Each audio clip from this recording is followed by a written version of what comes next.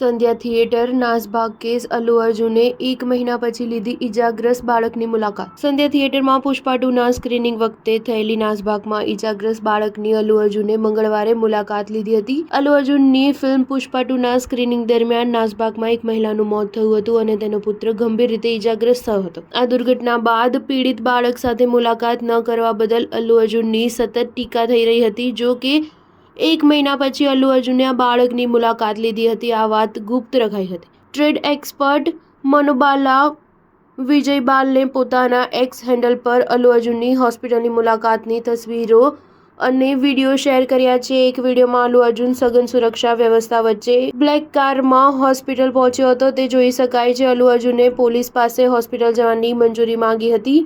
રામગોપાલપેટ police સ્ટેશનના ઇન્ચાર્જે એક્ટરને notice મોકલી હતી, જેમાં તેમને રવિવારે હોસ્પિટલની મુલાકાત લેવા અંગે પુનર્વિચાર કરવાનું કહ્યું હતું.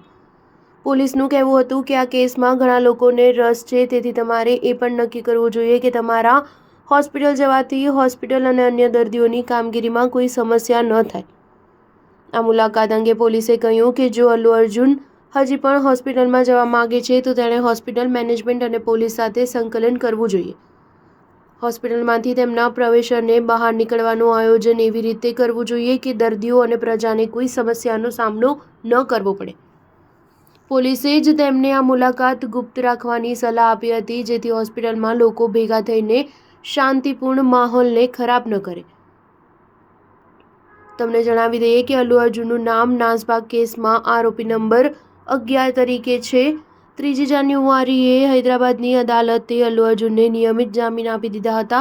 જો કે કોર્ટના નિર્દેશ પ્રમાણે તેણે દર રવિવારે સવારે 10 થી 1 વાગ્યાની વચ્ચે 2 મહિના માટે અથવા ચાર્જશીટ દાખલ ન થાય ત્યાં સુધી તપાસ અધિકારી સમક્ષ હાજર રહેવું પડશે. આ ઉપરાંત કોર્ટે અલ્લુ અર્જુનને જાણ કર્યા વિના તેનું રહેઠાણનું સરનામું ન બદલવાનો નિર્દેશ આપ્યો હતો. આ સિવાય મંજૂરી વિના વિદેશ જવા પર પણ પ્રતિબંધ છે. આ મામલે જ્યાં સુધી નિર્ણય ન આવે ત્યાં સુધી આ શરતો અમલમાં રહેશે.